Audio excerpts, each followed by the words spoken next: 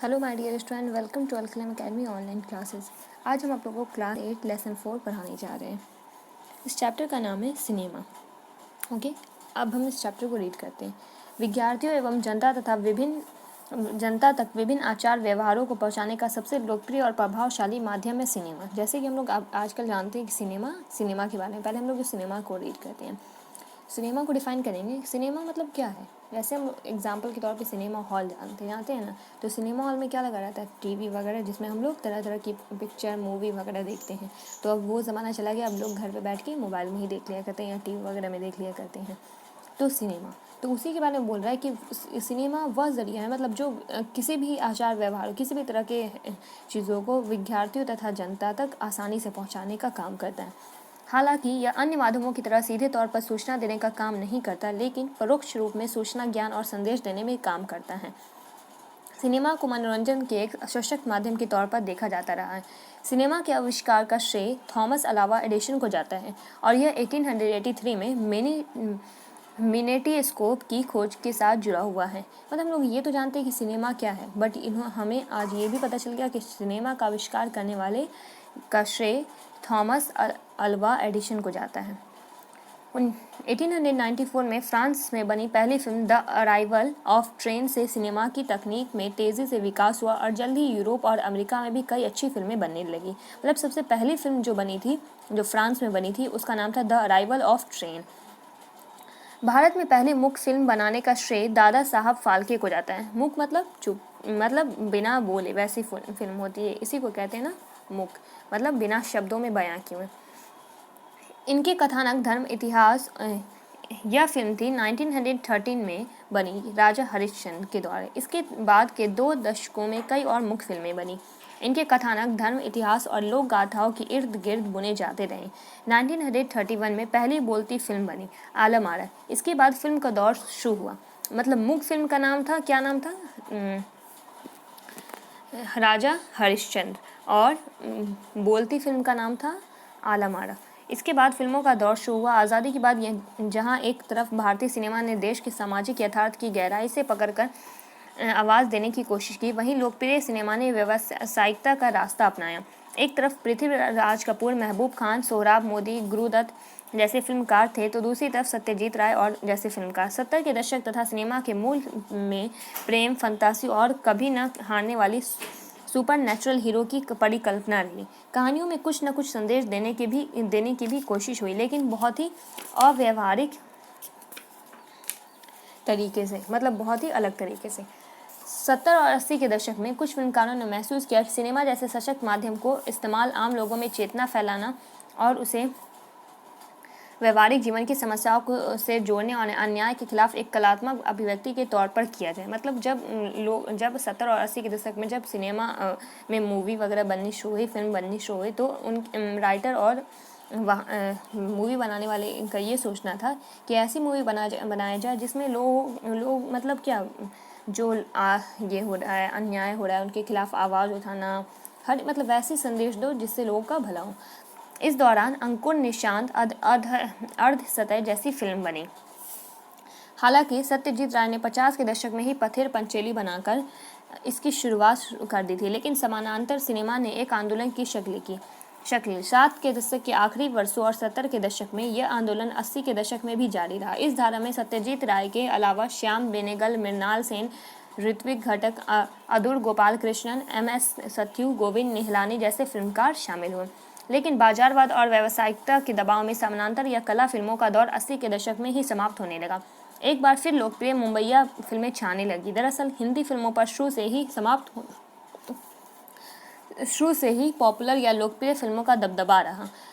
कला फिल्मों का समानांतर सिनेमा इसलिए भी कहा गया क्योंकि ये अपनी अंतर वस्तु में लोकप्रिय फिल्मों के समानांतर चलती थी। कला फिल्मों के कमजोर पड़ने के साथ एक बार फिर पॉपुलर या लोकप्रिय सिनेमा हावी हो गया और तकनीक कथानक पर भारी पड़ने लगी। भारतीय सिनेमा में पारिवारिक फिल्मों को भी एक धारा लगातार चलती रही। हल्के फुल्के हास्य और एक आम आदमी के परिवार की खट्टी मीठी कहानी पर बनी इस साफ सुथरी फिल्मों को भी खूब पसंद किया गया। लोकप्रिय और पारिवारिक फिल्मों की पहुंच गांव और शहर के साधारण दर्शकों तक रहती आई है। इस तरह की फिल्मों में दर्शकों का बांधने वाला कथानक रोज़मर्रा की समस्याएं, मधुर संगीत, पारंपरिक नृत्य और संस्कृति के कई आयाम दिखाई देते हैं।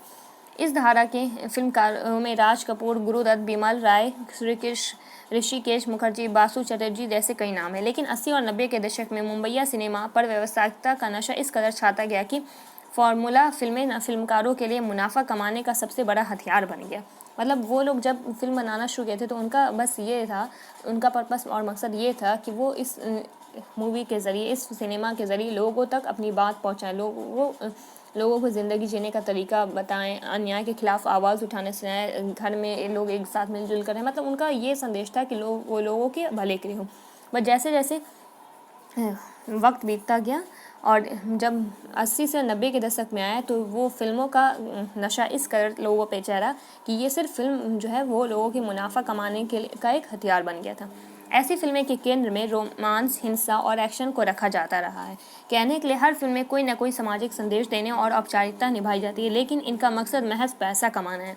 ऐसी फिल्मों ने खासकर युवाओं की मन व मस्तिष्क पर बहुत बुरा प्रभाव छोड़ा है।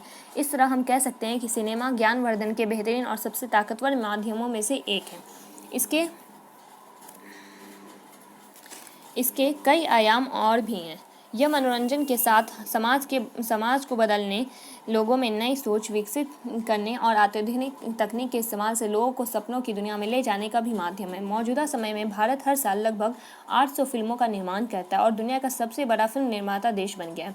हिंदी के अलावा अन्य क्षेत्रीय भाषा और बोली में भी फिल्में बनती हैं और खूब चलती हैं, परंतु वर्तमान में सिनेमा अपने मूल उद्देश्य से भटकता नजर आ रहा है। बोल रहे हैं कि पहले जो मूवी बनती थी उसका कुछ ना कुछ मकसद रहता था, लोगों तक बताने का, लोगों तक पहुंचाने का। बट अब जो मूवी बन रही है उसमें सिर्फ ऐसी चीज़ें हैं जिससे हमारे जो बच्चे हैं, जो आने वाले बच्चे हैं, उनके दिमाग पे, उनके माइंड पे बहुत बुरा असर पड़ रहा है। मतलब वो हर एक पॉजिटिविटी को छोड़ के नेगेटिव वे में जा रहे हैं। मतलब वो बुरी बुरी चीज़ों को देख रहे हैं और सोच रहे हैं। तो वही इस चैप्टर के मुताबिक बताया जा रहा है कि सिनेमा जो है वो एक अच्छी चीज़ भी है और बुरी भी है। बट अगर हम उसे एक अच्छे वे में लेते हैं तो वो हमारे फैमिली के लिए, हमारे समाज के लिए बहुत अच्छा साबित हो सकता है। लेकिन अगर हम उसे गलत वे में, मतलब बुरे वे में लेते हैं, बुरे तरीके से देखते हैं, तो वो एक बुरी चीज़ें हमारे ऊपर हावी होगी और हम उसी चीज़ को एब्जॉर्व करेंगे और हम उसी तरह करने शुरू कर देंगे। तो बोल रहा है कि जैसे पहले ज़माने में मूवी बनती थी, अब वैसी मूवी बनना नहीं बनती है। मतलब इस चैप्टर का कहने का ये नज़र आ रहा है कि सिनेमा का जो मूल उद्देश्य था, मतलब उसका जो मेन मकसद था, वो अब भटकता हुआ नज़र आ रहा है। ठीक है, तो ये था आज आप लोग का 4th चैप्टर जो कंप्लीट होता है सिनेमा। अब इसमें बोल रहा है शब्दों के अर्थ दिया हुआ है। परोक्ष, इनडायरेक्ट, जो दिखाई ना दे, मुख्य, साइलेंट, बिना शब्दों के, फिल्म निर्माण, फिल्म प्रोडक्शन, फिल्म बनाना, फंतासी मतलब स्वप्न कथा, रोज़मर्रा, डेली, दैनिक, सशक्त, पावरफुल, पर्पस। सिनेमा क्या है, क्वेश्चन है। तो इसका आंसर देखेंगे, सिनेमा वह है जो विद्यार्थियों एवं जनता तक विभिन्न आचार व्यवहारों को पहुंचाने का सबसे लोकप्रिय और प्रभावशाली माध्यम है, उसे सिनेमा कहते हैं।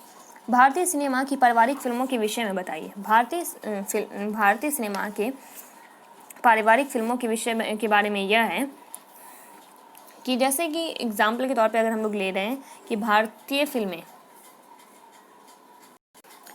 भारतीय सिनेमा की पारिवारिक फिल्मों का विषय यह था कि भारतीय फिल्में इसका माध्यम यह था कि यह आम लोगों में चेतना फैलाना, उसे व्यवहारिक जीवन की समस्याओं से जोड़ना और अन्याय के खिलाफ एक कलात्मक अभिव्यक्ति के तौर पर किया जाए, इसका बस यही विषय था। 80 और 90 के दशक में बनी फॉर्मूला फिल्में कैसी होती थी। 80 और 90 के दशक में बनी फॉर्मूला फिल्में में फिल्मों का केंद्र सिर्फ यही था, फॉर्मूला बस यही था कि उनमें सिर्फ रोमांस, हिंसा और एक्शन को रखा जाता था।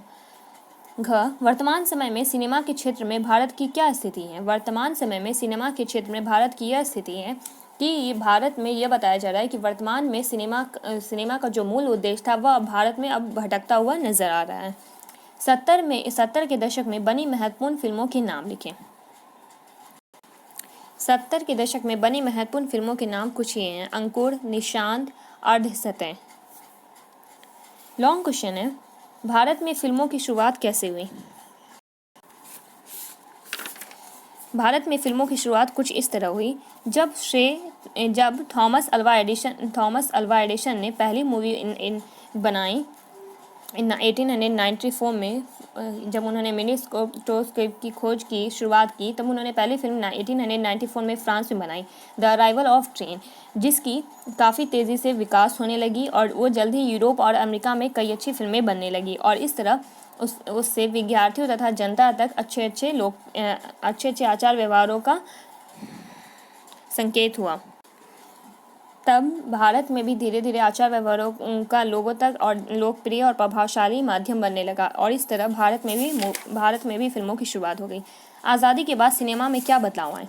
आज़ादी के बाद सिनेमा में यह बदलाव आए कि जहां एक तरफ भारतीय सिनेमा ने देश के सामाजिक यथार्थ को गहराई से पकड़कर आवाज़ देने की कोशिश की, वहीं लोकप्रिय सिनेमा ने व्यावसायिकता का रास्ता अपनाया।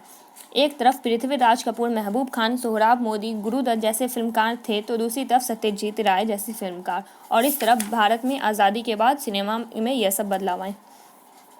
70 के दशक तक सिनेमा का क्या स्वरूप था? 70 के दशक तक सिनेमा का यह स्वरूप था कि जब सिनेमा के मूल में प्रेम, फंतासी और एक कभी न हारने वाले सुपर नेचुरल हीरो की परिकल्पना रही। कहानियों में कुछ न कुछ संदेश देने की भी कोशिश हुई, लेकिन बहुत ही अव्यावहारिक तरीके से। 70 और 80 के दशक में कुछ फिल्मकारों ने महसूस किया कि सिनेमा जैसे सशक्त माध्यम का इस्तेमाल आम लोगों में चेतना फैलाना, उसे व्यवहारिक जीवन की समस्याओं से जोड़ने और अन्याय के खिलाफ एक कलात्मक अभिव्यक्ति के तौर पर किया जाए। 80 के दशक में फिल्मकारों को क्या महसूस होने लगा? 80 के दशक में फिल्मकारों को यह महसूस होने लगा कि सिनेमा जैसे सशक्त माध्यम का इस्तेमाल आम लोगों में चेतना फैलाना, उसे व्यवहारिक जीवन की समस्याओं से जोड़ने और अन्याय के खिलाफ एक कलात्मक अभिव्यक्ति के तौर पर किया जाए। सिनेमा किस प्रकार का संचार माध्यम है? सिनेमा इस प्रकार का संचार माध्यम है जिसके द्वारा विद्यार्थियों एवं जनता तक विभिन्न आचार व्यवहारों को पहुंचाने का सबसे लोकप्रिय और प्रभावशाली माध्यम है। ये था आज आप लोग का शॉर्ट लॉन्ग क्वेश्चन आंसर जो कंप्लीट होता है। अब इसमें है ऑब्जेक्टिव क्वेश्चन। फ्रांस में बनी पहली फिल्म कौन सी थी? The arrival of train. पहली भारतीय मुख्य फिल्में कौन सी थी? पहली भारतीय मुख्य फिल्में राजा हरिश्चंद्र थी। पहली बोलती फिल्म कब बनी थी? पहली बोलती फिल्म 1931 में बनी थी। पथेर पंचाली फिल्म कब बनी? पथेर पंचाली फिल्म 1950 के दशक में बनी। 80 व 90 के दशक में भारतीय फिल्मों का किसका अत्यधिक प्रभाव था? 80 व 90 के दशक में भारतीय फिल्मों पर व्यावसायिकता का अत्यधिक प्रभाव था। इसमें फिल इन द ब्लैंक्स है, खाली स्थान। सिनेमा का आविष्कार का श्रेय किसको जाता है? सिनेमा के आविष्कार का श्रेय थॉमस अल्वा एडिसन को जाता है। सत्यजीत राय ने पथेर पंचाली का निर्माण किया। समानांतर फिल्में अपनी अंतर्वस्तु में लोकप्रिय फिल्मों के समानांतर चलती। फॉर्मूला फिल्में फिल्मकारों के लिए मुनाफा कमाने का सबसे बड़ा हथियार बन गई। भारत हर साल लगभग 800 फिल्मों का निर्माण करता है। इसमें आता है फिर सही गलत। पहली बोलती फिल्म राजा हरिश्चंद्र थी, गलत। सिनेमा परोक्ष रूप में सूचना और ज्ञान देने का काम करता है, सही। समानांतर या कला फिल्मों का दौर 70 के दशक में समाप्त हो गया,